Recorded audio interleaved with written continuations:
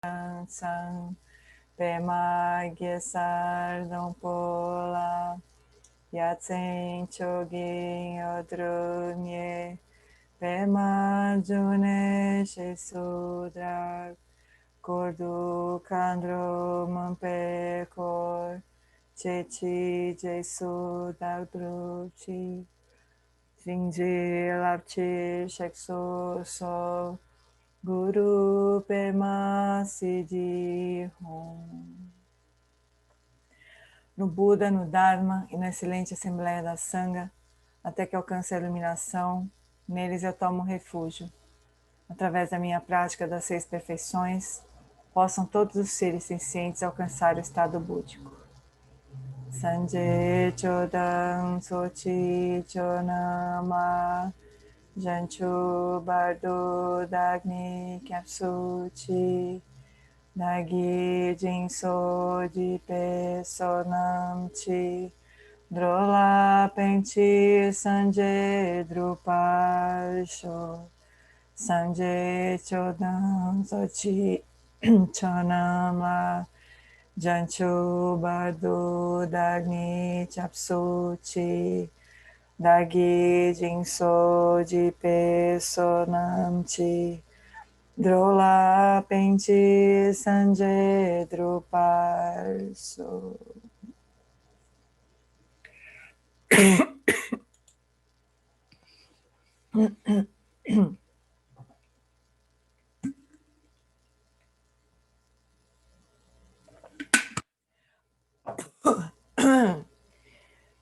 Então, encontre uma postura confortável. Uma prática eu vou orientar um pouquinho. Depois a gente segue em silêncio.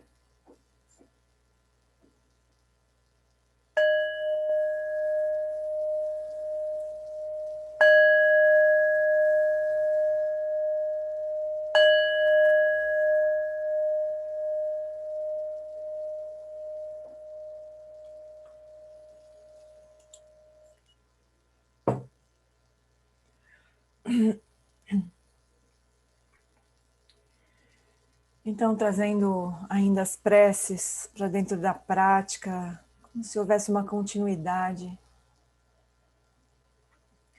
como se nós estivéssemos na presença do Lama, já tomando refúgio no Buda, no Dharma, na Sangha, especialmente com a motivação de Bodhicitta, de seguir o caminho até a iluminação, para poder beneficiar o máximo possível todos os seres.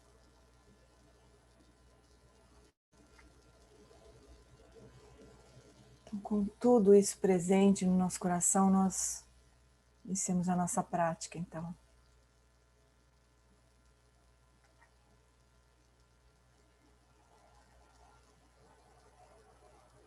A gente estabelece o corpo, a fala e a mente nos estados naturais. A gente traz a consciência para o corpo, deixa o corpo se acalmar. Com uma atitude de bondade amorosa com nós mesmos. Deixa o corpo relaxar, solta as tensões.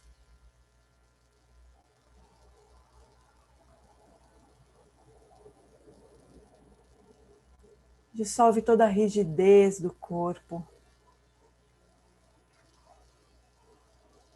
E vai, aos poucos, trazendo o corpo para um estado de conforto, à vontade.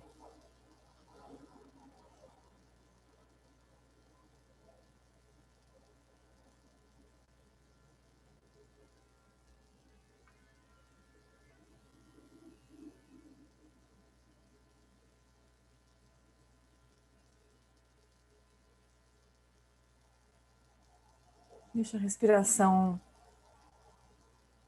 fluir no ritmo natural, sem qualquer esforço, sem qualquer interferência. Deixa o corpo respirar à vontade.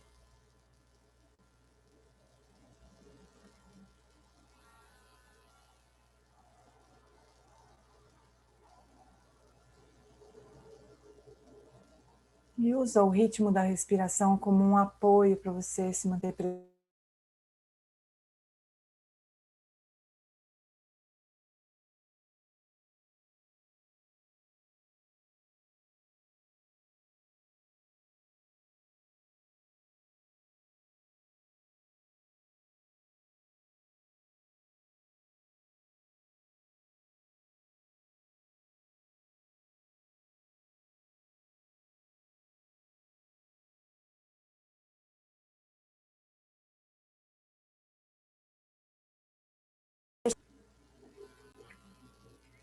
Deixa a luz da consciência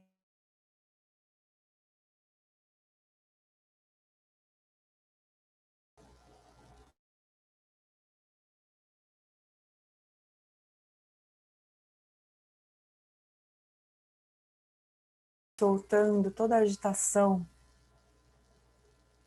toda a energia que está por trás da agitação da mente. Solta cada vez mais com cada expiração.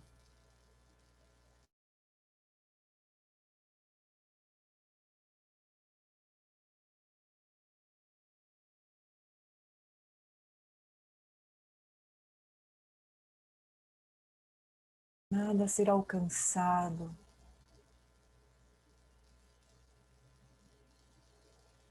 Basta repousar, apoiando nas sensações da respiração.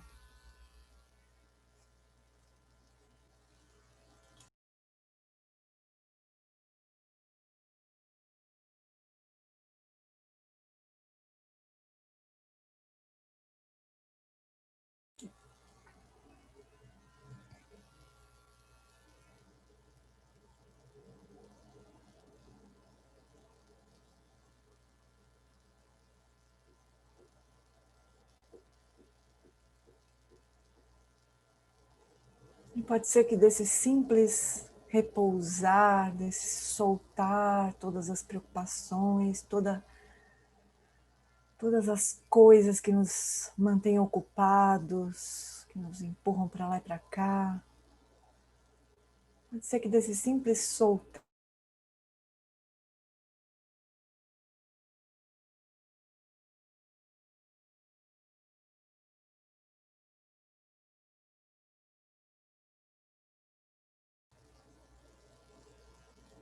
que vem dessa calma, desse repousar no momento presente.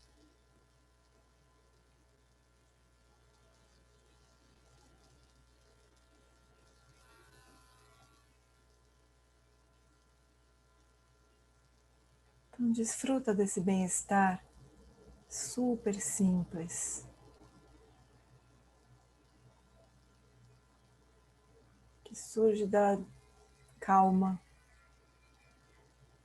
da inatividade, do descanso.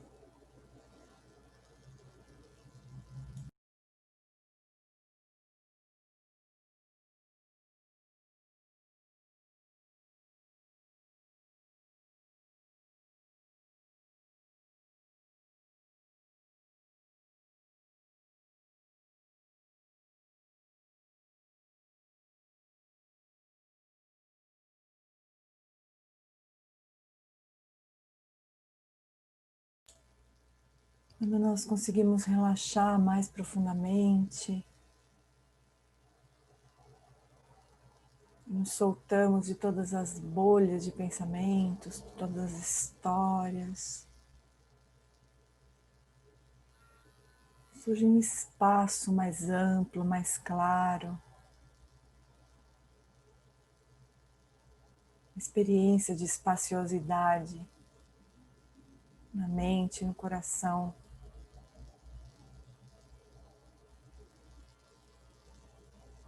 Parece até que está além de toda a complicação da vida. Procura descansar nesse espaço, se familiarizar com esse espaço. Claro, livre, relaxado.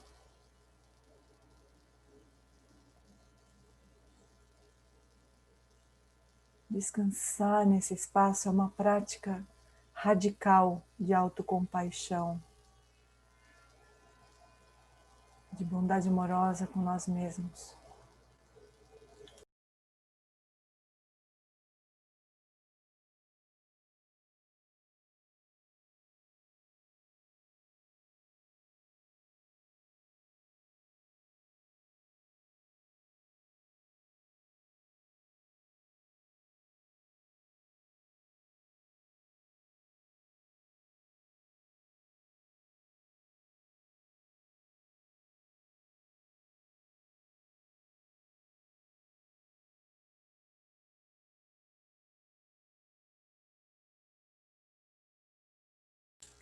Nota como o respirar, o simples respirar pode te apoiar. Como se cada expiração fosse um lembrete para você soltar, relaxar mais, descansar, repousar. Aceita esse convite.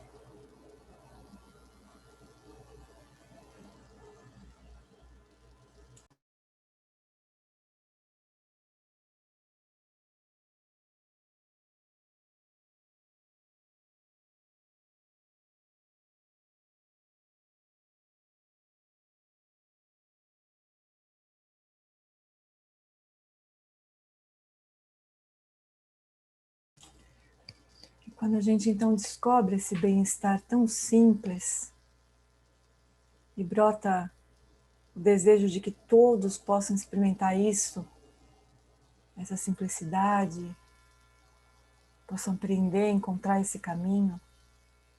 Essa é uma prática de bondade amorosa. Desejar que todos possam experienciar a paz, a tranquilidade,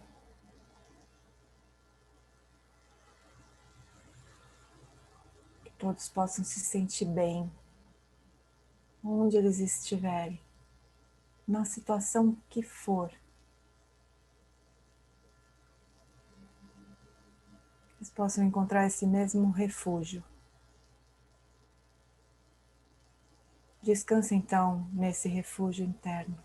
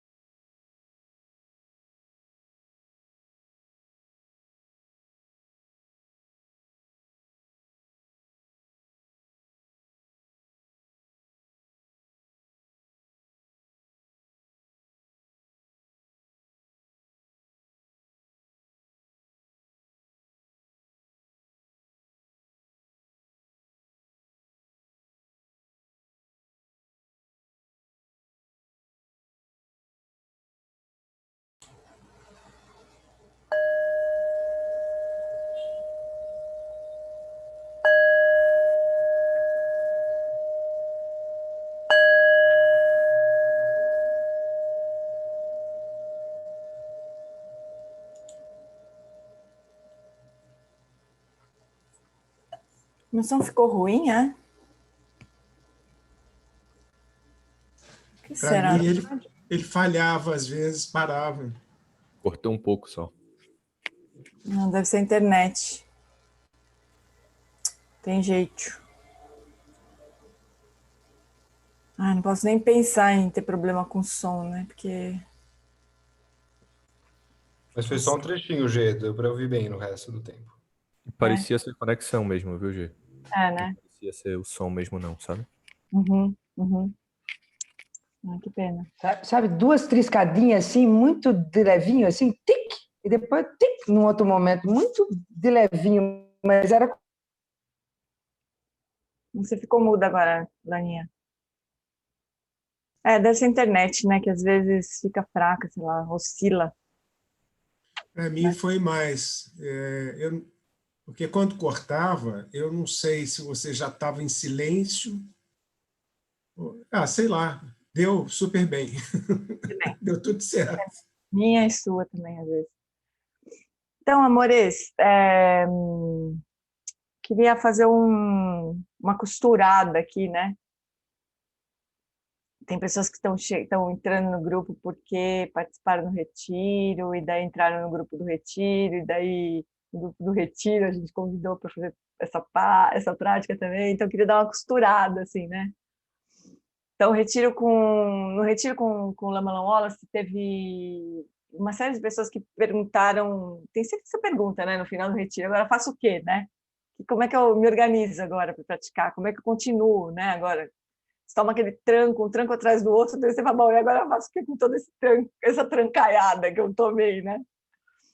E daí ela falou sobre um buquê de práticas, né? Ele sempre fala isso, a gente tem um buquê de práticas. Então, para a gente não passar nenhum dia sem fazer uma prática de shamatha, pelo tempo que for, né? Poderia ser essa prática que a gente fez agora, que simples, gostosa, sem...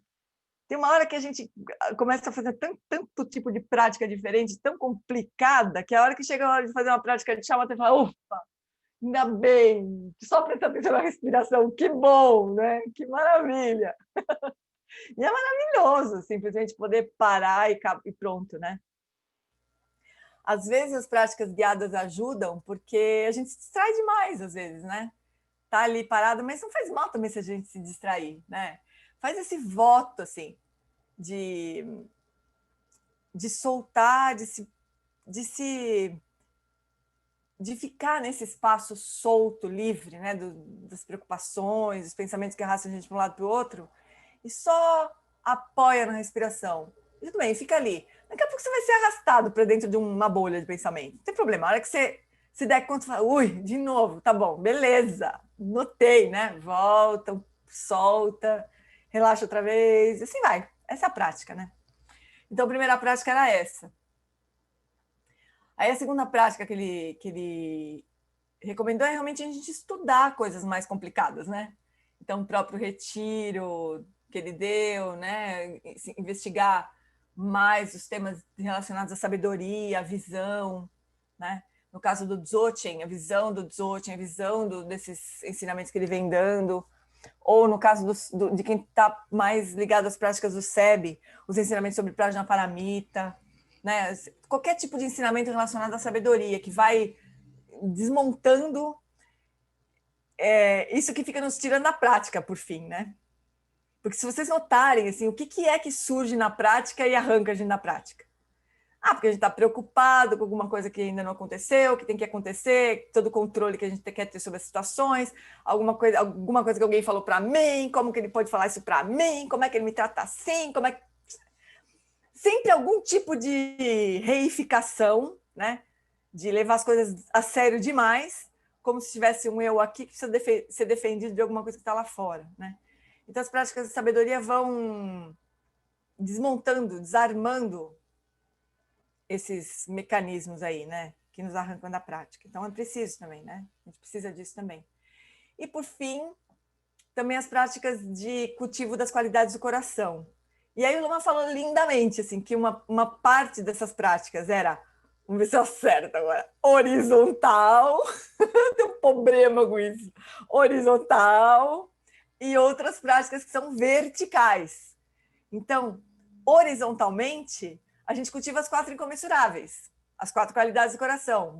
Viu, Darcy? Bondade amorosa, compaixão, alegria empática e equanimidade, né? As qualidades do coração. Horizontalmente, por quê? A gente cultiva essas qualidades que começam por dentro, né? Começam, obviamente, incluindo nós mesmos, e se espalham, né? Se expandem para todos os seres, né? Então, esse é um tipo de prática que também cria espaço interno, né? Quando a gente está se sentindo... Hoje o Rinpoche perguntou isso. Quem se lembra da última vez que você se sentiu feliz? Né? Aí sempre tem aquele que fala, faz muito tempo que não. Sei lá, às vezes tem uns desesperados que falam que faz muito tempo que não. Outros falam, agora mesmo estou me sentindo feliz, né? E que essa experiência de amor, né? Que quando a gente está feliz, a gente consegue fazer transbordar amor, compaixão, alegria, né? A gente consegue fazer isso facilmente, né? E não tem jeito, que se a gente estiver passando mal, internamente está passando mal, difícil fazer isso acontecer, não dá para forçar. Então, tá tudo interligado, assim, né? Então, fazer uma prática de shamatha e acalmar a mente, aí como que naturalmente essas qualidades surgem, né? A gente quer que os outros se sintam bem também, a gente quer que os outros não sofram também. Então, é uma forma de cultivar essas qualidades, né, na direção dos outros. Então, como Lama falava, horizontalmente, assim. E verticalmente as práticas de devoção, né? Que é uma outra forma de cultivar o coração também, né? Como se a gente quisesse fundir o nosso coração com o coração do Lama, o coração do Buda, né?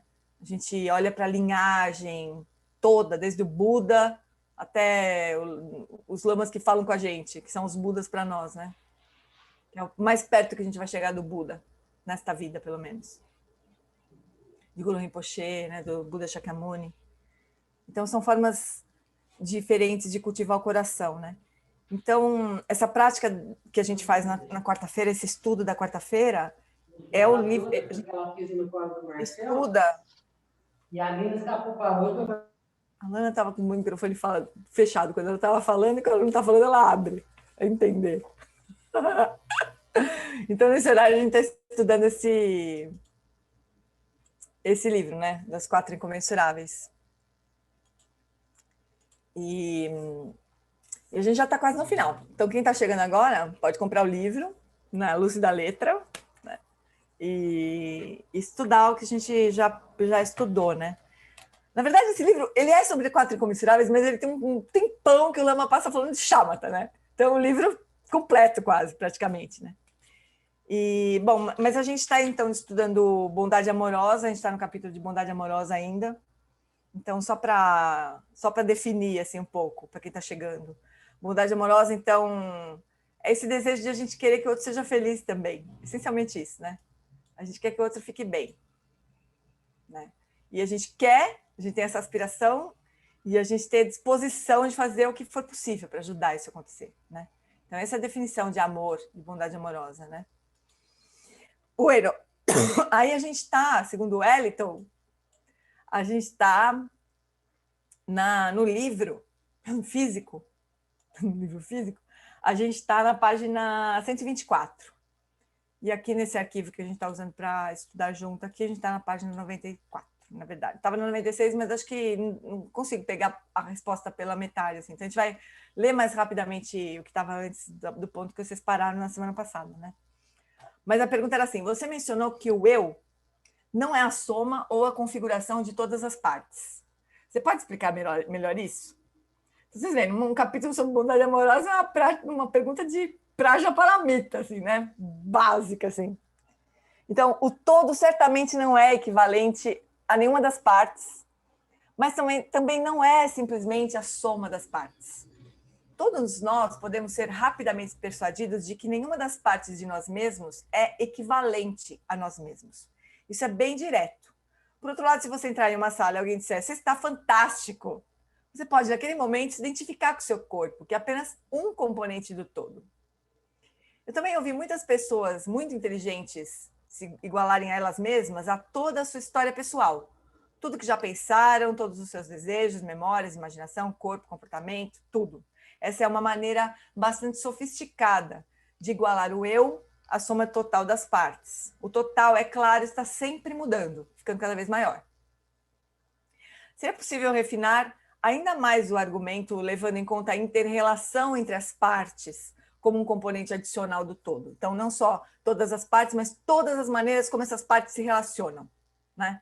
Afinal, não somos apenas uma variedade caótica de agregados, sem qualquer princípio organizador. Então, a gente não é só os agregados, né? De corpo, de forma, de pensamentos, de sensações e de... Enfim, a gente não é só um saco de coisas juntas, né? Sem nenhum princípio organizador. Além disso, podemos pensar em quais poderiam ser os parâmetros e os limites da soma total. E se esses limites são uma designação mental. Eles são culturalmente condicionados ou os extraímos da realidade? Eles são como as linhas de um mapa que aparecem em uma fotografia aérea? Podemos testemunhar passivamente, sem qualquer participação, aquilo que constitui o eu e o outro? Onde é que termina eu, começa o outro, né? Tem alguma linha que divide isso? Ou é como mapa, né, que divide só porque a gente combinou que é? Uma linha de argumentação pode nos fornecer uma posição filosófica confortável, que podemos simplesmente ignorar em nossas vidas diárias. Agora eu sei quem eu sou. Tenho agora alguma bagagem filosófica para carregar, sem precisar mudar nada. Mas os ensinamentos budistas têm uma maneira de chamar nossa atenção para a experiência direta que é extremamente valiosa.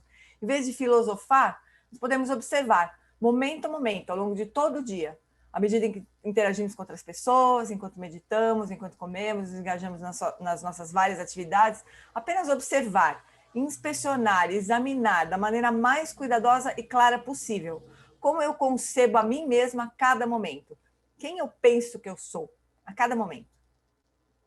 Podemos descobrir novamente que a mente flutua.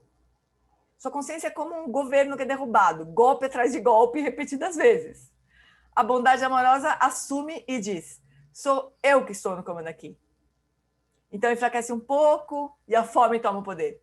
Retornarei à bondade amorosa depois do almoço. Agora eu estou com fome, né? Agora eu vou comer. Às vezes esses fatores mentais se unem. Por exemplo, a maldade, a mesquinhez e a raiva formam um time que assume temporariamente. Depois são expulsas e substituídas por alguma outra coisa. Há um fluxo, uma alternância contínua de poder na mente. A mente não é homogênea, não é a mesma de um momento para o outro. Há uma enorme flutuação nesse contínuo de consciência, como também no nosso comportamento e nas situações com as quais interagimos. Podemos descobrir que, às vezes, nosso senso de identidade, não filosoficamente, mas na experiência real, surge quase inteiramente associado ao corpo. Por exemplo, se alguém nos empurra e nós reagimos, a gente diz, não me empurre, só o corpo foi empurrado. Ninguém pode sair por aí empurrando a sua mente. Se a nossa inteligência ou a qualidade do nosso trabalho for insultada, podemos responder como se tivéssemos sido atacados, seja nos defendendo ou nos deprimindo. Podemos também nos identificar com uma emoção, uma virtude particular, uma ação, até mesmo uma situação em que éramos participantes dominantes.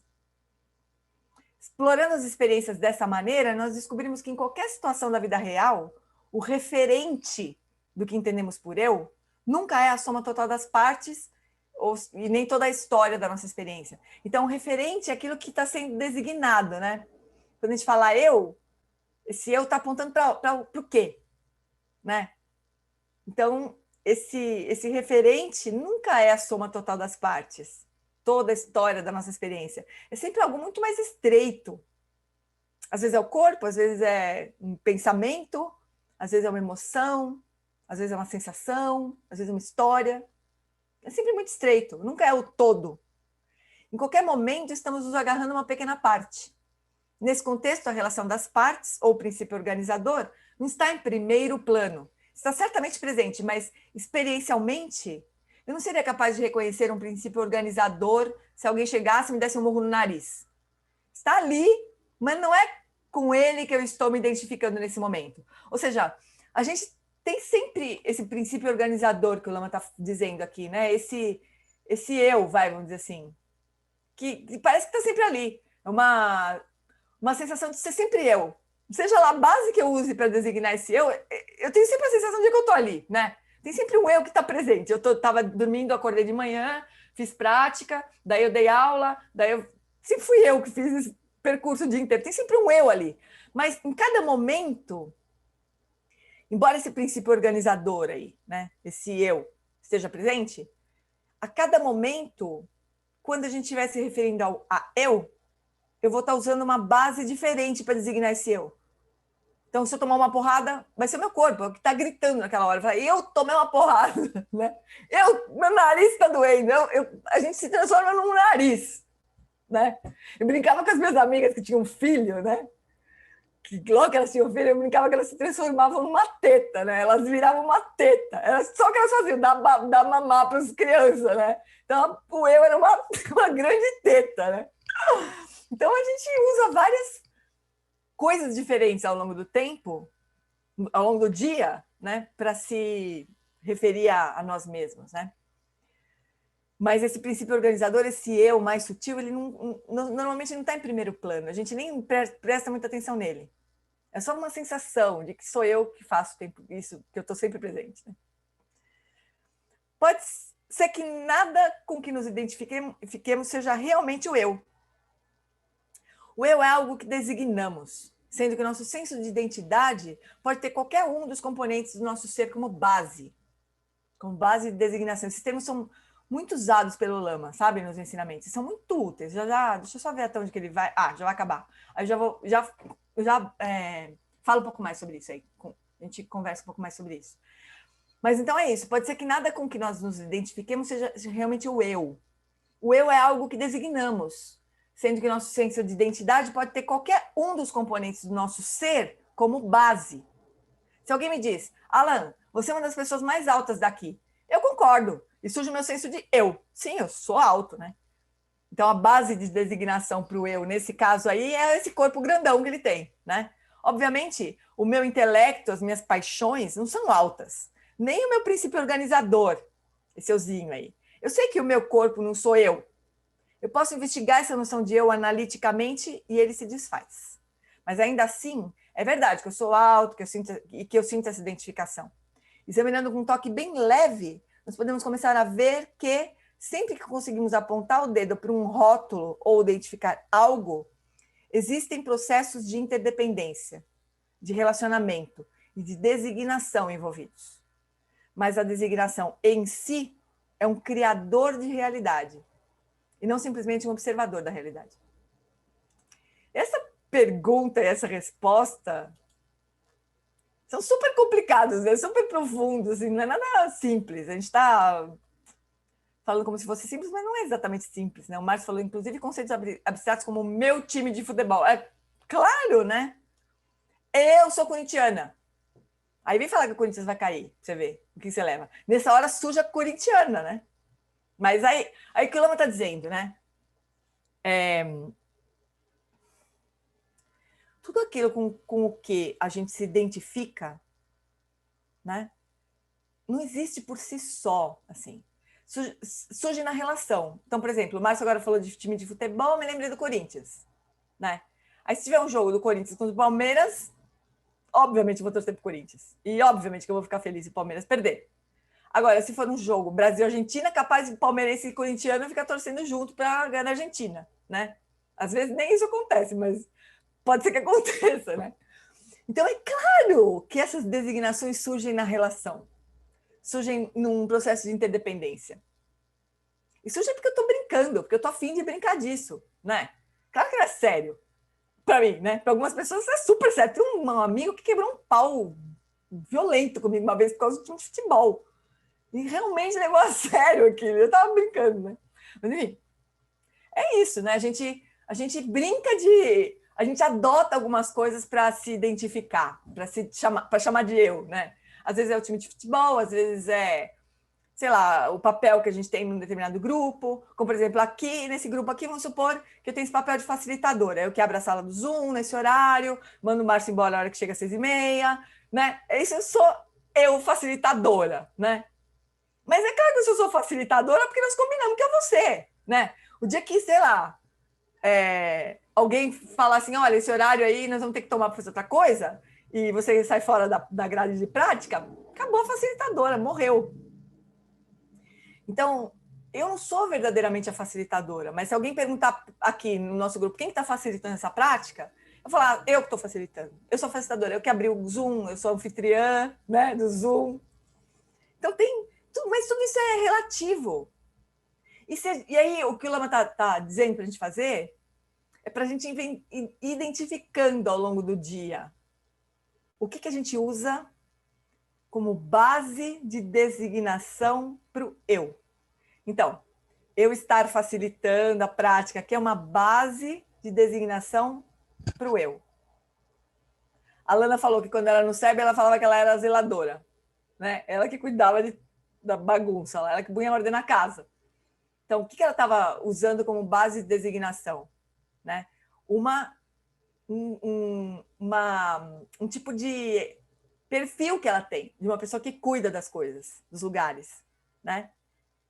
Então, ela fala, eu sou zeladora. Né? Ninguém nem botou ela nesse cargo. Né? Ela mesma se auto-encarregou de ser zeladora. Ela mesma, né, criou esse cargo para ela. Mas porque ela tem esse perfil. Então, ela usa esse perfil dela, que ela já fez várias vezes, esse papel que ela já desempenhou várias vezes em outros lugares, como uma base para falar assim, eu sou a zeladora. Eu sou a pessoa que onde chega é a zeladora. Né? Então, ela está usando como base de designação uma qualidade dela. Né? Então, a gente usa, ao longo do dia, a gente usa várias coisas. Quando a gente senta para meditar, eu sou meditante. Mas cadê a meditante? Onde que está? Quando a gente olha, né? Aí, bom, tá bom. Tá certo. Só sou meditante porque eu estou fazendo a prática, né? Então, a hora que eu parar de fazer a prática, eu não vou ser mais a meditante. Tá bom. Mas eu vou ainda ter a sensação que eu estou fazendo outra coisa. Tem sempre um euzinho por trás fazendo as coisas. Tem sempre essa sensação de um eu, de continuidade, né? Onde está esse eu? Ou o que é esse eu? Né? A gente usa muitas formas de designar um eu. Mas esse que está por trás de tudo, que às vezes é facilitador, às vezes é praticante, que às vezes é filha, que às vezes é namorada, às vezes é amiga, às vezes é whatever. Onde que está esse eu aqui, que está por trás de tudo isso? Né? O que é esse eu? Então, essa é a investigação mais profunda que a gente pode fazer de Vipassana. E, claro, que não está em lugar nenhum. Não existe um CEO, né, que está no comando de todas as coisas. Os nossos vários eus, várias experiências de eu surgem na dependência, surgem por designação, surgem por combinação de causas e condições. É só assim que surge. Surge, mas é vazio. Essa é a famosa palavra vacuidade, né? O eu é vazio porque ele só surge desse jeito, na dependência, na designação, na conjunção de causas e condições. Mas a gente tem uma sensação muito sólida de um eu, né, que está em algum lugar. Então, esse tipo de prática, esse tipo de investigação é uma prática de Vipassana, né? Então, a gente tem essencialmente 3 práticas, vamos dizer assim, né? Shamatha Vipassana, que é investigar isso, né? Cada vez que a gente olha, a gente pega em algum momento do dia se identificando com alguma coisa, falando, nossa, olha só, eu estou me identificando com o meu papel de filha. Mas a gente pensa, mas eu não sou só filha, eu não sou só isso, eu não sou só aquilo, eu não sou só...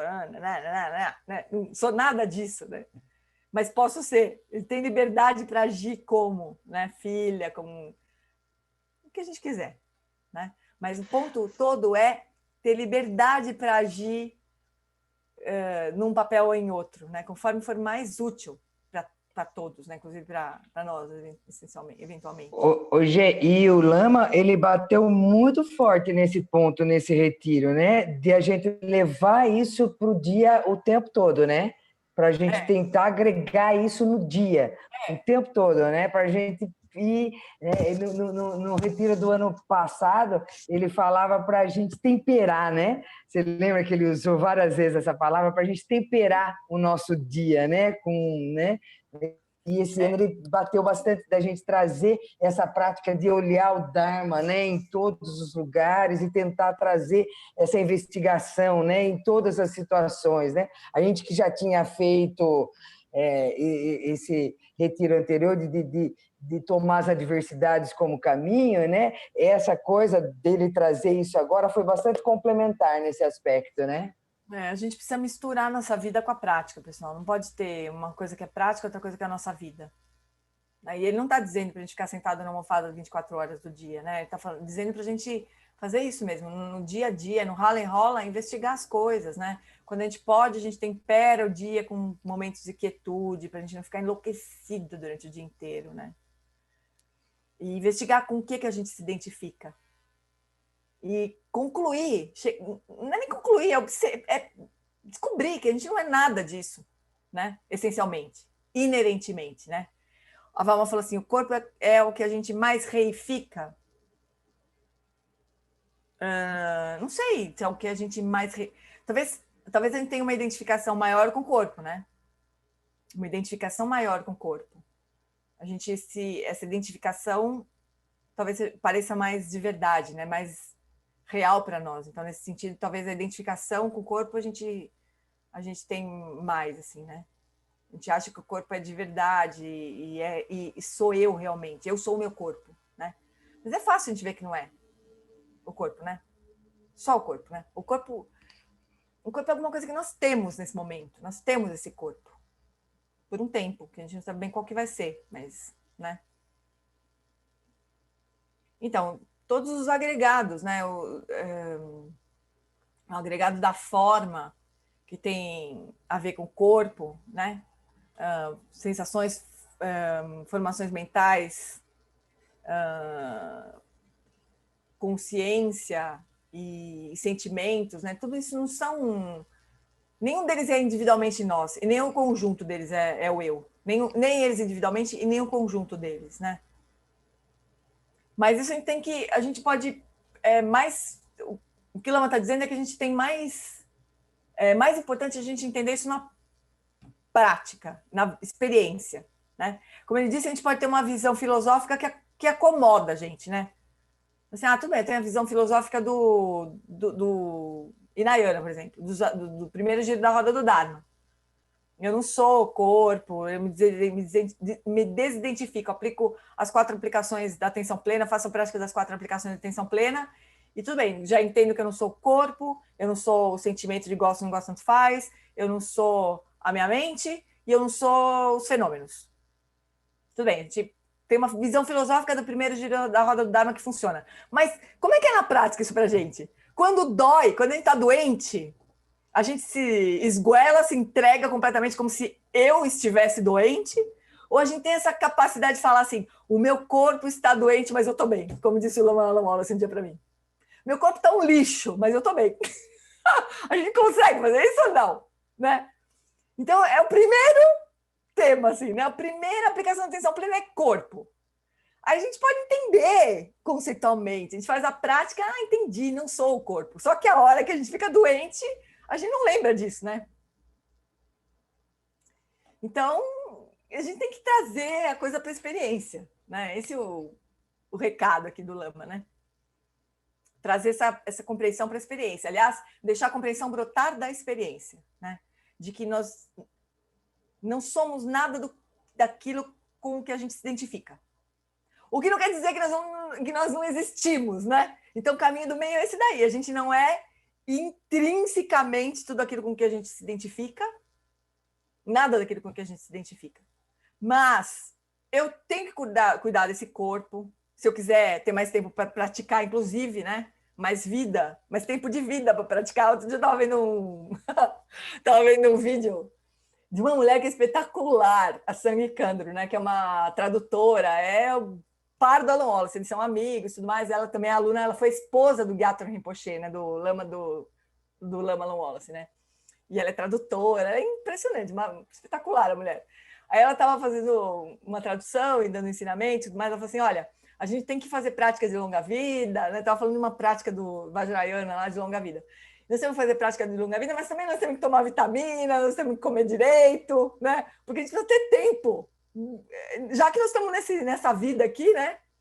Então a gente tem que estender o máximo possível, né? Então eu não sou o meu corpo, mas eu vou cuidar dele, caramba, porque é o único que eu tenho nesse momento, né? Aliás, tive a sorte de ter um corpo que não me dá muito trabalho e que me permite praticar, então eu vou cuidar dele, né?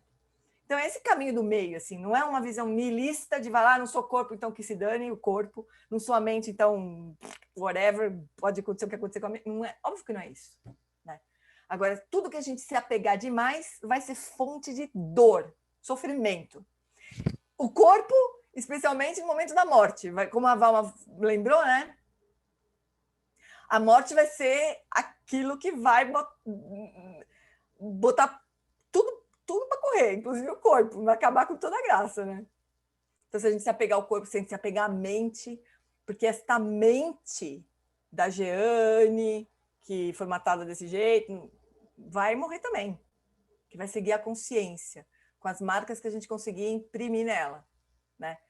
Os méritos, os karmas, é tudo na consciência, mas esta mente que funciona desse jeito, condicionada por este corpo de ser humano, vai morrer. Nem humano a gente vai ser, né? Depois que a gente morrer. Então é bom a gente já ir treinando para soltar aquilo que não é, né? Porque vai restar, pessoal, o que é, né? A gente não precisa ter medo. Ai, meu Deus, meu corpo. O que vai acontecer comigo se o meu corpo? Você vai ter a chance de se despregar do que você não é, né? Nos retiros parecia que a temperatura chegava a 100 graus no templo. Eu não sei que horas que você falou isso. Sim, o marido da Maria Eugênio Edgar, pelo levantamento. Do que você está falando, Darcy? Do calor do templo de Viamão? A Lana falou que foi um que eu havia proposto colocar ar refrigerado.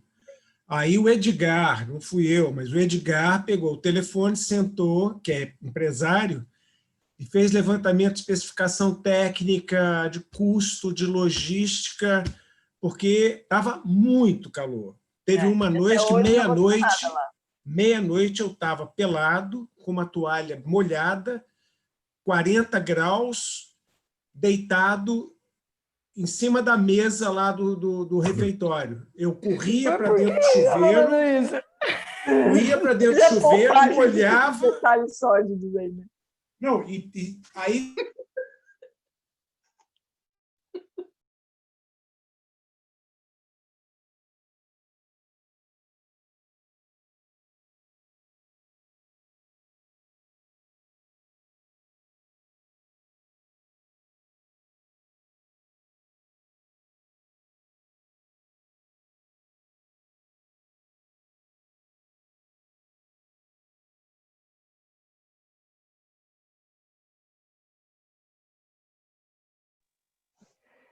E aí, Cadê a Jane? Oi, voltei. Voltou. Você até caiu, né, Jane? Não Travou caiu, tudo não sei como. aqui, né? Travou geral. E travou Só de quando imaginar o entendeu. Darcy pelado em cima de uma mesa, você até Darcy, caiu, né, travou Jana? geral o negócio aqui. Eu sei por que o Darcy está falando isso. Eu também não entendi, mas tudo bem. Vamos lá. Então é isso. Quando a gente... O ponto do... Eu acho legal a gente entender esse termo, essa forma de pensar de base de designação, né? E que nunca aquilo que a gente está tentando designar é igual àquilo que a gente está usando como base de designação. Então, se eu quero designar o meu corpo, o eu, com base no meu corpo, o eu nunca vai ser... Não é igual ao corpo. E qualquer outra coisa que eu pegar para designar o eu, nunca vai ser o eu. Isso vale para a minha famosíssima garrafa que a Kátia diz que vai nos levar à iluminação, né? Minha famosa garrafa. Então, qualquer coisa que eu use para falar sobre a minha garrafa, inclusive a história da Kátia, né? Não é a garrafa. Né? Não é a totalidade da garrafa. Se alguém olhar para essa garrafa e ver só a cor de rosa dela, não vai aprender o todo dessa garrafa. Não vai saber da história da Kátia, que a Kátia conta sobre essa garrafa, né? Então, nunca vai ser igual. O que a gente usa de base para designar alguma coisa, qualquer objeto e o eu mesmo, nunca vai ser igual ao objeto que a gente está querendo designar. Beleza, amores?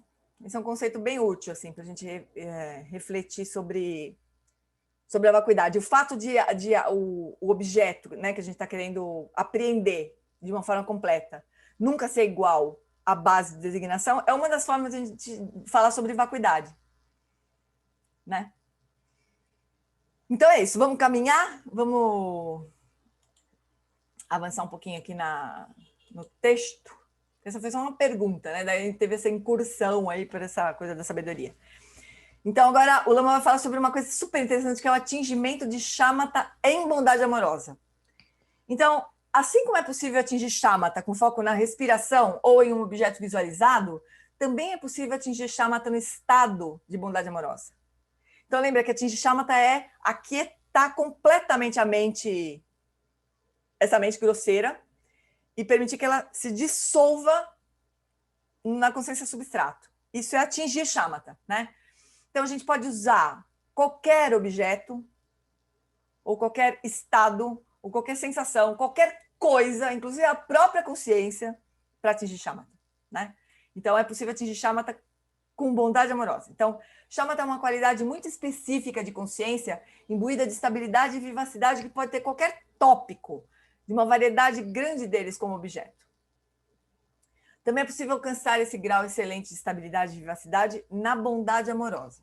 Como que é possível atingir shamatha com uma meditação discursiva, né? Que é eu desejo isso para bem-estar para todos os seres, que todos os seres sejam felizes, é uma prática discursiva. Como é que é possível atingir shamatha com uma prática discursiva? Então, a prática começa no modo discursivo, mas aos poucos ela se torna não discursiva. Tem em mente o propósito dos conceitos que fazemos surgir na meditação discursiva. Nós trazemos pensamentos à mente, na forma de palavras ou de imagens, que você possa se sentir bem, que você possa ser feliz. Mas a bondade amorosa não é uma refulgência que brota do pensamento em si. Se bondade amorosa não vem dos pensamentos, então para que servem os pensamentos? Os pensamentos que trazemos na meditação catalisam algo que é muito mais profundo do que o pensamento em si. Nós sabemos o quanto os pensamentos e atitudes, estados mentais, podem obscurecer ou suprimir a bondade amorosa internamente e nos anestesiar emocionalmente, como se despejassem concreto sobre a nossa bondade inata. Mas assim como os pensamentos podem obscurecer, um outro pensamento pode agir como uma britadeira para cessar o que havia sido coberto pelo concreto. É por isso que usamos os pensamentos. Eles não são projetados para criar bondade amorosa propriamente. Eles possivelmente não são capazes disso, mas eles conseguem abrir o coração para que aquilo que está presente já possa fluir para a consciência. Outra maneira de entender isso é que os pensamentos funcionam como um modelo. Eles têm a forma correta, e nós os utilizamos para criar um espaço para que algo surja de uma dimensão do espírito humano inteiramente diferente. A meditação discursiva, utilizando pensamentos, palavras ou imagens, serve para abrir uma porta. Mas quando o coração se abre para a bondade amorosa, a técnica discursiva pode se tornar um impedimento. Quando a técnica começa a atrapalhar, você a deixa de lado, descansa na consciência não discursiva. Apenas permaneça em quietude. Há uma arte para encontrar um equilíbrio, mas é nessa meditação estabilizadora e não discursiva da bondade amorosa que a mente realmente começa a mudar seu eixo, em que uma transformação radical pode ocorrer. É aqui que shamatha se funde com a bondade amorosa e pode realmente atingir grande profundidade. É quando realmente derrubamos as barreiras no cultivo da bondade amorosa. O Matin Ricard, quando ele veio para o Brasil,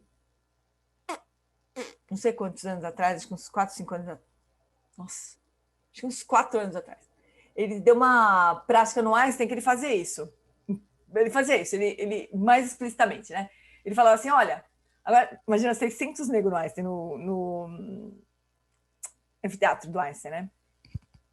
Então ele falava assim, traga para sua mente uma pessoa que você gosta muito, uma pessoa muito querida, né? Que é fácil falar que você seja feliz, que você fique bem, que você cultive todas as causas da felicidade. Aquilo parece que brota sem querer, né? Então, traz essa pessoa para sua mente.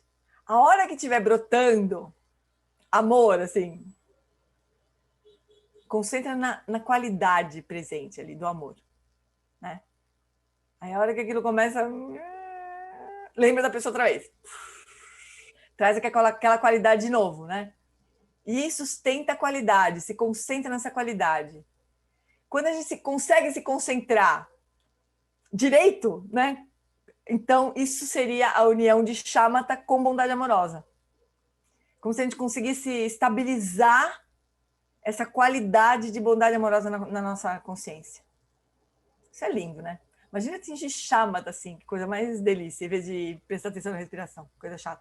Mas é muito mais sutil, é muito mais difícil de perceber, de sustentar do que a respiração, óbvio, né? Por isso que usam respiração, não usam bondade amorosa. Mas o Lama diz que depois que a gente atinge shamatha uma vez, então porque a gente... um 2 em 1, exatamente. Depois que a gente atinge shamatha a primeira vez, que a gente estabilizou a nossa mente com alguma coisa que pode ser respiração, a gente pode atingir shamatha muitas outras vezes com coisas diferentes. Então, a gente pode... O que significa isso, né? Juntar shamatha com qualquer outra prática, na verdade, né? Bondade amorosa, próprio insight, próprio vipassana, né? Vamos supor que a gente treinou bastante shamatha, né? Pode ser que a gente não tenha atingido ainda, mas a gente treinou bastante shamatha, né? Aí a gente começa a investigar onde está esse eu, e cadê o eu, e não está no corpo, não está no papel de irmã, de mãe, que eu não tenho, inclusive, de filha, né? Não está em nenhum dos papéis, e a gente começa a ter um vislumbre dessa inexistência desse eu, né? E aí a gente estabiliza essa experiência de não eu, Anatman, que é uma das portas, né, da liberação. Pode ser que a gente atinja a iluminação, simplesmente, né? A liberação, na verdade, pelo menos. Porque a gente consegue estabilizar essa experiência, né? Se familiarizar, e aquilo fica mais profundo. Então, atingir shamatha é uma boa coisa. Ou pelo menos treinar, né? Treinar todo dia, como diz o Lama, né? Ô, Gê, você sabe que essa história da respiração, para mim, que tenho a mente muito discursiva e rápida, assim, dela volatilizar, assim, a respiração é uma âncora. Eu volta e meia eu volto para a respiração, sabe? Na hora que ela começa a querer escapar, eu uso da respiração como um ancoramento mesmo, sabe? Eu volto para... Né? E quando o Lama falou, eu acho que foi o ano passado ou o ano retrasado, que uma pessoa pode chegar até o atingimento de shamatha com a respiração, foi muito libertador para mim, sabe? Só que eu vou te atrapalhar, então, um pouco. Porque assim, é com a respiração, mas ele explica direitinho isso no Revolução da Atenção, que é o seguinte, né? A gente sabe, nos primeiros estágios, assim, até o 7º, 8º estágio, eu acho, a gente consegue usar a respiração mesmo, as sensações físicas, né? Mas aí, para chegar até o fim, essa sensação física da respiração vai ter que se transformar num sinal mental, que ele chama, né? Que é o sinal adquirido. Chama sinal adquirido. A gente estudou junto, né? Lá no 8º... Então, eu estou só explicando para as pessoas, Sim. porque não é exatamente com a respiração que a gente vai chegar até o fim, né? Em algum momento, essa base de usar a sensação da respiração física como base, ela vai ter que ser trocada por esse sinal que surge na prática. Então, conforme a gente avança lá para o 8º estágio, mais ou menos, do 8º, acho que é 8º, não lembro direito, surge esse sinal adquirido, que é como se fosse a quintessência do elemento ar, né, que é o elemento ligado à respiração. Então, a nossa consciência fica a nossa consciência desse processo de respiração fica tão sutil que o objeto também fica sutil. Então, surge esse sinal na mente, que pode ser uma esfera, pode ser um quadradinho, pode ser um ponto, cada pessoa vai ser diferente. Mas ele é estável, ele surge numa sessão, na outra, ele vai ficando cada vez mais claro. E quando esse sinal surge, então a gente precisa trocar o foco das sensações táteis para esse sinal, para poder atingir shamatha. Porque isso eu só tô aprofundando porque para atingir shamatha a gente precisa se desconectar dos sentidos físicos. A gente precisa recolher a nossa consciência de todos os sentidos físicos para dentro da consciência mental. E daí é que essa consciência mental vai poder se dissolver na consciência substrato, que é atingir shamatha. Respondendo Bruno, não é atingir liberação, é atingir shamatha. É simplesmente dissolver esse mudra do Lama, dissolver a mente comum na consciência substrato. Então, lá no retiro, que a gente fez seria a primeira fase das 8 fases do John Limpa, para quem fez o retiro. Então, é só atingir Shamatha ainda, mas é uma grande coisa, né? Eu ia comentar que eu sempre tenho essa imagem, que se a gente não recolhe a consciência dos sentidos físicos, é que nem gato tentando fazer um gato atravessar uma porta. Sabe quando o gato se estira todo e não vai, assim, não, né? É como se a consciência não conseguisse se dissolver, porque ela está presa nos sentidos físicos, né? Então, a gente vai precisar recolher a consciência dos sentidos físicos para dentro da consciência mental. Então, mesmo que a gente use a respiração por muito tempo, vai ter um momento que isso vai precisar acontecer para a consciência poder se dissolver, né? E se a gente faz uma prática mais sutil, usa um objeto mais sutil que já é mental, não vai ter nem esse problema, não vai ter nem, que não é um problema, que é só uma fase, né, da prática. A Ieda tinha perguntado, Shamatha como base, atenção plena? Não é só atenção plena, é Shamatha, é atingimento de Shamatha, é estabilidade, a vivacidade, o relaxamento de uma mente que atinge o Shamatha. É disso que o Lama está falando, né? Atingir Shamatha usando a experiência de bondade amorosa como objeto, como se fosse a respiração, né? Mundo é ilusório, somente Brahman é real, Brahman é o mundo. Hinduísmo isso, né? Gê. Oi, quem fala? Fala, Eu. Marcelo. Márcio. Gê, minha dúvida é o seguinte, eu acho que é no Felicidade Genuína que o Lama Wallace, numa sessão lá de algum capítulo, aquela parte de pergunta e resposta que sempre tem, né? E eu acho que é no Felicidade Genuína ou Revolução da Atenção, não estou lembrado. Mas em certo momento, alguém lá pergunta se não pode ficar praticando Shamatha só com as sensações do movimento do abdômen, né, e não com as narinas. E ele, na verdade, ele recomenda o movimento do abdômen como uma coisa provisória, temporária, porque ele fala que não seria possível atingir Shamatha só com as sensações do movimento do abdômen. E aí, nesse sentido... Mas nem com as narinas. Então, mas aí nesse sentido eu te pergunto, não dá para chegar nesse estágio em que eu vou simplesmente com o movimento do abdômen perceber esse sinal mental da sensação do abdômen e usar isso para atingir chama? Dá. Mas vai ser mais fácil ir migrando, sabe? Porque as sensações do abdômen, elas são mais grosseiras, né? Então, lembra quando a gente treina Shamatha, né? Queria até... Deixa eu ver se eu consigo achar aqui rapidinho um chartzinho para mostrar para vocês. Quando a gente treina, faz o treinamento mesmo de Shamatha, a gente está querendo desenvolver algumas qualidades, né? Deixa eu ver se eu acho. Então, e para desenvolver cada uma das qualidades que a gente quer desenvolver, a gente pode ter práticas específicas que vão facilitar isso. Então, deixa eu abrir aqui uma apresentação para mostrar para vocês. Então, uma das formas, né, de desenvolver essas qualidades é ir mudando o objeto que a gente está usando para desenvolver a atenção. Então, peraí. Então, olha só. Gê, Fala. Quando se atinge Shamatha, não é uma espécie de implosão de todos os agregados? Não dos agregados, dos... Quando a gente atinge Shamatha, o que está acontecendo é que a mente, toda a consciência mental está se dissolvendo. É isso que acontece em Shamatha. Na consciência substrata, no nível de consciência mais sutil. Então, ó, deixa eu só primeiro mostrar essa árvorezinha para vocês lembrarem. Então, o treinamento de Shamatha é desenvolver essas qualidades da atenção. Então, o relaxamento, a estabilidade e a vivacidade. Essas 3 qualidades a gente quer desenvolver, né?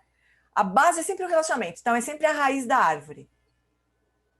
Porque se a gente não tiver relaxamento, a gente não consegue sustentar mais nada. Se não tiver raiz, a árvore cai. Então, a segunda qualidade é a estabilidade. A gente precisa manter a atenção no objeto que a gente escolheu. Sem distração, né? E sem dormir. Então, a gente precisa de vivacidade também.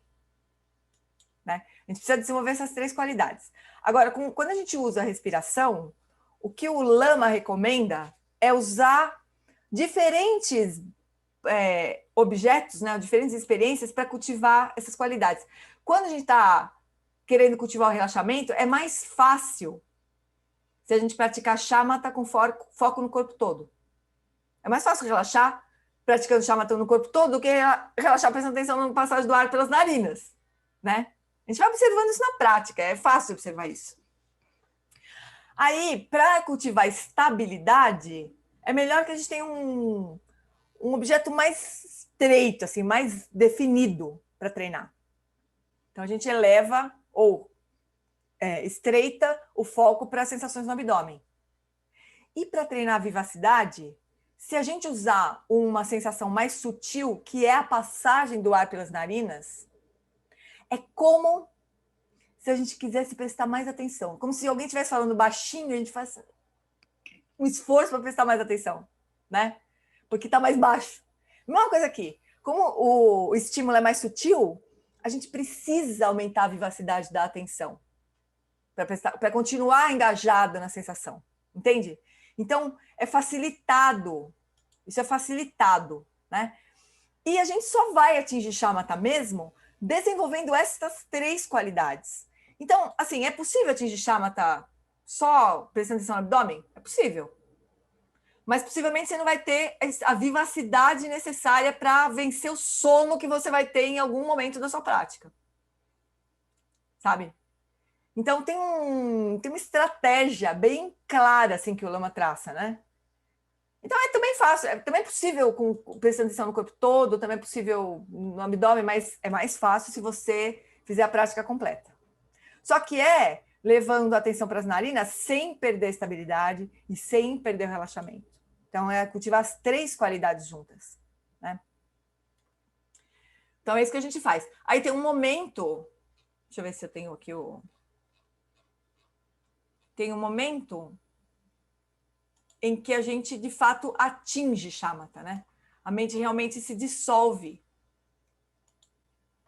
Putz, não tem o link aqui. Mas a mente se dissolve. Essa mente comum, ela se dissolve nesse nível mais sutil de consciência, que é a consciência substrato. A consciência substrato não tem nada de espetacular assim na consciência substrato. Toda vez que a gente dorme, a mente se dissolve no substrato, na consciência substrato. Toda vez que a gente desmaia, isso não é muito frequente, mas cada vez que a gente desmaia, a consciência se dissolve, a mente comum se dissolve no substrato. Então é um processo natural, só que a gente nunca tem consciência disso, né? E não sustenta também.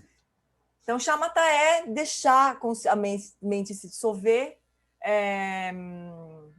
de uma forma sustentada, né? Aí, o que acontece? Por que raios que é importante? Eu não tenho esse chat aqui para mostrar para vocês, mas por que é importante dissolver a mente comum na consciência substrato? Por que é importante atingir shamatha no nosso caminho? Não é a liberação, não é a iluminação. O Dalai Lama fala que mesmo atingindo shamatha, você não deu nenhum passo no caminho da iluminação, tem todo esse desânimo completo. Mas é imprescindível. Por que o Lama fala isso? Porque quando essa nossa mente comum se dissolve com ela várias coisas, né? Vários fatores mentais que são não virtuosos. Então, a mente nossa comum é como se ela tivesse várias qualidades, assim, vamos dizer, ou várias capacidades, e para o bem e para o mal. Então, a gente tem esses que a psicologia budista chama de fatores mentais. São 52 em algumas versões, mais 70 e poucos em outras versões, mas vamos passar a régua em 52. Então, esses 52 fatores mentais fazem com que a mente funcione do jeito que ela funciona. Que ela se disperse, que ela se desinteresse, que ela fica aflita, que ela faz a mente funcionar do jeito que ela funciona. É como se fosse o hardware da mente, desculpa, o software da mente, né? Como se fosse o software. Ela opera de acordo com o software, né? Quando a gente atinge shamatha, a gente faz um upgrade de software. Passa para o 2.0, né? Que é o software da consciência substrato, que tem outros fatores, que aí não são chamados de fatores mentais, mas são chamados de fatores do dhyana, né? Que é bem-aventurança, olha só que delícia, bem-aventurança, capacidade de investigação sutil, capacidade de investigação grosseira, alegria e uma estabilidade muito maior do que da mente comum, né? Então, é como se a gente fizesse um upgrade na nossa mente. E daí vai ser mais fácil, então, a gente investigar toda a nossa experiência, toda a natureza da realidade, e atingir depois, com a prática de Vipassana, usando esta mente agora, na prática de Vipassana, atingir a liberação ou a iluminação, né? Então, esse que é o caminho. Por isso que é importante atingir Shamatha. É como se a gente... Imagina que Shamatha é como se fosse um upgrade da nossa mente, né? Depois de Shamatha, a gente tivesse uma mente 2.0 ou 5.0, para ficar mais animado, assim, para ser mais animador, né? Mas a gente vai precisar pegar essa mente e usar essa mente, né? Não é suficiente só atingir essa mente 5.0. A gente precisa pegar esse software e rodar, fazer ele rodar para atingir a realização da vacuidade, essencialmente, né? Oi, fala, Vânia. Desse início que a gente começa a meditar, até esse ponto 7, vamos dizer assim, não tenho certeza se é 7 ou 8, mas esse ponto 7, porque assim, ó, eu sei que de 6 anos para cá, por exemplo, eu tenho voltado cada vez menos à respiração, e cada vez menos ao abdômen, e cada vez com mais sutileza na entrada e saída do ar frio, do ar quente, né? E cada vez menos eu preciso voltar à respiração. Eu consigo sustentar muito mais a mente sem retornar à respiração. Em qual do 1 ao 7 seria o ponto que a gente pararia de ter tanta necessidade de voltar à respiração? Será que o Lama já falou isso alguma vez? Isso. O 1 ao 7, o 1 ao 10, esse caminho de Shamatha descrito no Revolução da Atenção é com Shamatha com foco na respiração. Inteiro, até o fim. Depois não é que a gente vai deixar de voltar para a respiração, vai na respiração até o fim, só que a base que a gente vai usar vai ser outra, vai ser esse sinal adquirido, mas não é que a gente vai escolher um outro objeto diferente da respiração. A gente vai escolher esse objeto agora, né, a partir quando ele surgir, que é o tal do sinal adquirido. Depois, ainda no 9, lá no estágio 9, vai surgir um sinal de contrapartida, que o Lama chama. Que é assim, ó, pessoal, a gente está no reino do desejo, né? Se a gente lembrar dos 3 grandes reinos, só para a gente se localizar. A nossa mente é uma mente de ser humano, uma mente do reino humano, que é um dos 6 reinos, humano, animais, fantasmas famintos, deuses competitivos, deuses mesmo, e infernais. Inferno, Nós somos uma mente de um ser do reino humano dentro do reino do desejo, de um grande reino que é o reino do desejo. Além do grande reino do desejo, existe o reino da forma, dos deuses da forma e dos deuses da não forma. São outras dimensões de existência, né? Quando a gente atinge Shamatha, a nossa mente, ela chegou na porta do reino da forma, que é esse outra dimensão de existência, né? Então, nesse limite para o reino da forma, quando a gente está chegando nele, essa percepção, que é o sinal adquirido do elemento ar, que ainda está no reino do desejo, ele começa a surgir do outro lado da porta, no reino da forma, um sinal bem mais sutil. E daí a gente usa esse sinal como objeto, e aí atinge Shamatha. Mas é o elemento ar, vamos dizer assim, na respiração, mas é o elemento ar do começo ao fim, entende? Agora, essa é uma descrição dos caminhos de Shamatha. Outra descrição que o Lama dá para nós é das 4 tipos de atenção plena, que é usando a mente como caminho. É Shamatha com foco na mente.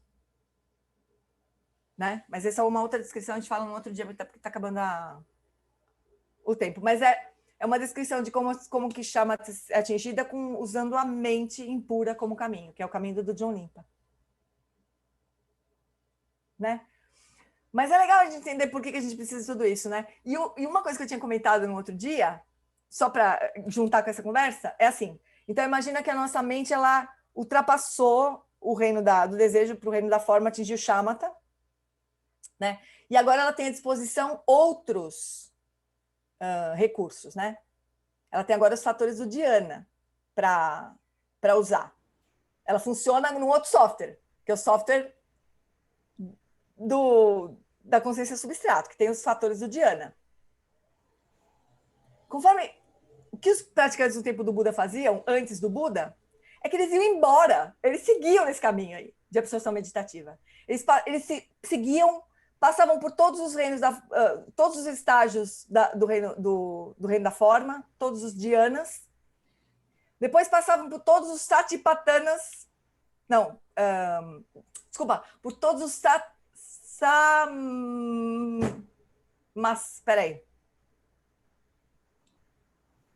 samapatis, que são os fatores da mente no reino da não forma, quer dizer, graus muito profundos de samadhi, de concentração, né?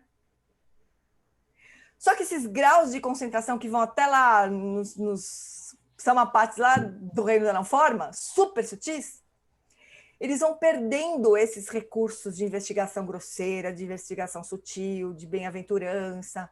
Eles vão perdendo esses recursos, essas ferramentas, vamos dizer assim, que estão disponíveis lá quando a gente atinge shamatha. E foi isso que o Buda sacou. O Buda sacou que naquele limite, ali naquele lugar, naquele estado de mente de atingir shamatha, estavam todos esses recursos disponíveis para investigar tudo, toda a experiência, e botar tudo abaixo. Essa foi a descoberta do Lama. Do Buda. Então isso é muito lindo, né? Eu acho incrível. E aí ele atingiu a iluminação, coisa que os hindus, os yogis daquele tempo dele não faziam.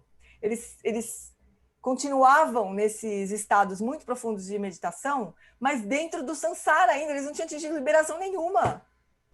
A hora que eles morriam, eles tinham um renascimento naquele reino respectivo lá, sei lá qual, e a hora que aquele karma acabava, eles voltavam para outro reino, possivelmente dos infernos, porque esses deuses ficam muito mordidos quando eles morrem. Porque eles têm que voltar para tem que largar aquela existência maravilhosa que eles têm e cair para uma existência muito inferior, né? Então a Valma falou assim, nesse contexto de atingimento de shamatha, qual a diferença entre dissolver os sentidos físicos e repousar na consciência da consciência?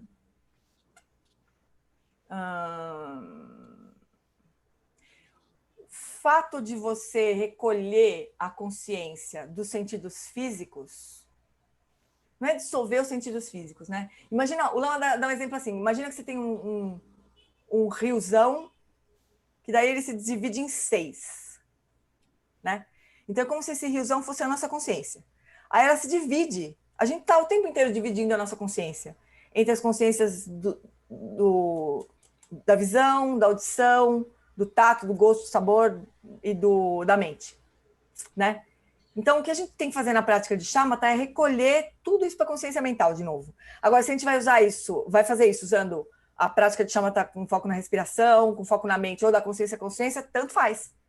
O fato é que a gente tem que fazer isso, né?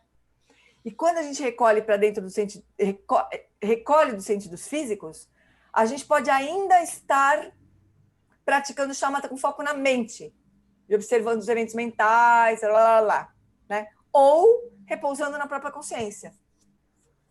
Então, essa é a diferença. A gente pode recolher dos sentidos físicos e ainda estar na mente, né?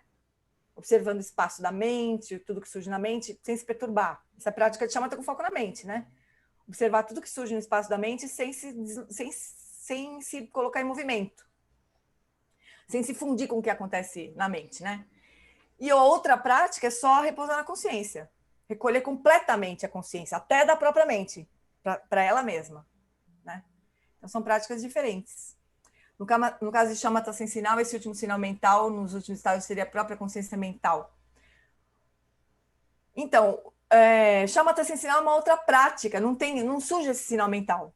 Esse sinal mental que surge, que o Lama descreve no Revolução da Atenção, surge num caminho de usar a respiração como objeto.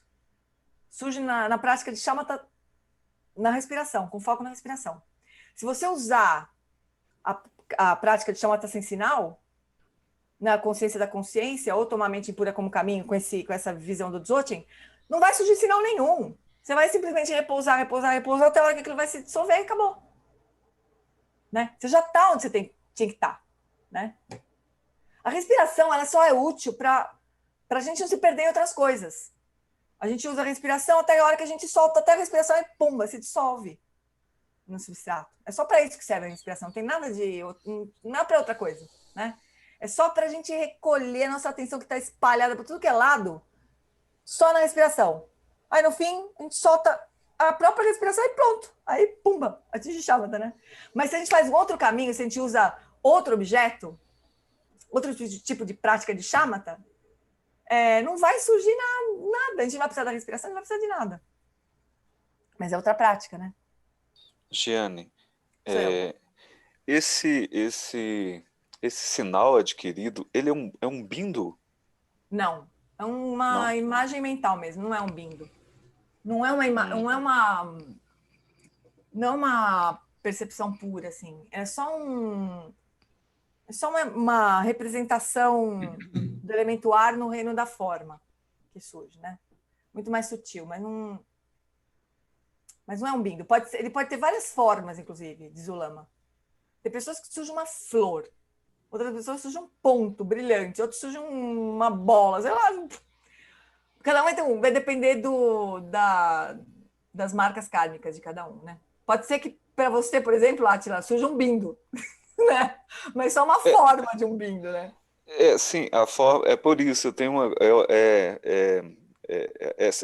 perguntei por Por causa da ter forma, né? essa questão da forma, Mas não é necessariamente porque um bindo é uma esfera, né? É uma forma esférica. o bindo, na verdade, ele pode ser tanto uma esfera como pode ser um chakra, né? Uma posição de conexão entre justamente esses campos, entendeu? Por exemplo, na Mas não é, tradição. mas Átila, só rapidinho, não é nada, não tem nenhuma relação com esses elementos aí, bindos, chakras, canais, não tem nenhuma Ah, sim, relação com isso nessa entendi, prática. entendi. É só mesmo uma Porque forma, um objeto uma mental. forma, entendi. Ah, objeto mental, tá. Então tá. Tá, obrigado. Tá bom, Amoris? Espero não ter confundido mais do que alinhado, assim. Mas é bom a gente ter, às vezes, um panorama mais grande, mais amplo, né? Para a gente poder se localizar, né? Onde é que a gente está. Porque às vezes a gente se perde, né? Olha, eu vou dizer, eu fiquei perdida há tanto tempo. E eu adorava um mapinha, sabe? Um negócio assim que organizasse minhas ideias, né? Mas aos poucos a gente vai tentando fazer isso. Pois Imagina, é, Gê, foi Gê. ótimo. Foi top, Maravilhoso. viu? Muito obrigada. Oi, Elton. Foi ótimo, foi maravilhoso. Fica tranquila. Beleza, então, chuchus. Então, vamos fazer a dedication. Deixa eu abrir aqui a sadhana.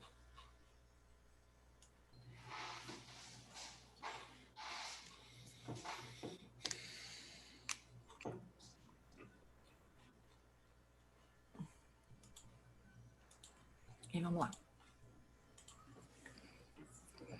Que os méritos deste encontro se expandam e toquem a todos. Que o Mestre Universal da Paz e da Compaixão, Sua Santidade Dalai Lama, juntamente com todos os mestres de todas as tradições que veiculam esta mensagem, tenham longa vida. Que todos estejam a salvo de gerar pensamentos negativos, obstáculo mais destrutivo. Que esses pensamentos nunca surjam em nossa mente e que todos os seres também estejam livres de pensamentos negativos. Ao longo de minhas muitas vidas e até este momento, todas as virtudes que tenho alcançado, inclusive os méritos gerados por esta prática e todas as que vier a conseguir, ofereço para o bem-estar dos seres sencientes.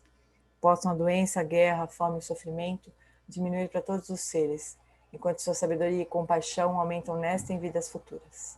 Possa eu claramente perceber todas as experiências como sendo tão substanciais quanto o tecido do sonho durante a noite. Imediatamente despertar para perceber a manifestação de sabedoria pura no surgir de cada fenômeno. Possa eu rapidamente alcançar a iluminação para trabalhar sem cessar para a liberação de todos os seres. Budas Bodhisattvas em conjunto. Seja qual for a sua motivação, sua ação benéfica e preces auspiciosas, seja qual for a sua onisciência, realizações e poderes benévolos, e seja qual for a sua imensa sabedoria, eu que igualmente venho para beneficiar os seres, rogo para que possa alcançar as mesmas qualidades. Neste exato momento, possam nem mesmo os nomes doença, fome, guerra e sofrimento ser ouvidos pelas pessoas e nações da terra, mas possam sim sua conduta moral, mérito, riqueza e prosperidade crescer e possa a suprema bem-aventurança e bem-estar sempre surgir para elas. Que a grande tradição da Bhakti-Rakshita, do mestre Padmasambhava e do rei Trisondeusen possa florescer e permear os 3 reinos. Que a presença das 3 joias nunca se separe do fluxo mental dos seres, assegurando assim um sublime bem-estar através dos 3 tempos. Quem Locho Sun, Ren Luche, Zan, Sasson, Chapar, Peldrojo, Chosuna, Wadami, Draudo, Sungelesho. E é nesse momento aqui, para quem seguiu o Retiro com Lama, ou quem tem seguido os ensinamentos dele, é nesse momento que a gente dedica os méritos para a renascença Sukhavati. Se tudo mais não funcionar, né?